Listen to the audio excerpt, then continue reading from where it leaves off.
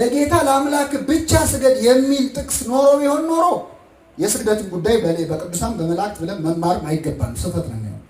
ለጌታ ለአምላክ ስገድ እርሱም ብቻ ምን በል አምልክ። ለእግዚአብሔር ስገድ ለእግዚአብሔር ብቻ ስገድ ግን አይደለም፣ እርሱም ብቻ አምልክ ነው የሚለው እና ብቻ በሌለበት ቦታ አንዳንዴ ሰዎች የሚረዱን ነገር አለ። ብቻ የሌለበት ቦታ እንዳለ ለምሳሌ የጌታን ስም የሚጠራ ይድናል ይላል።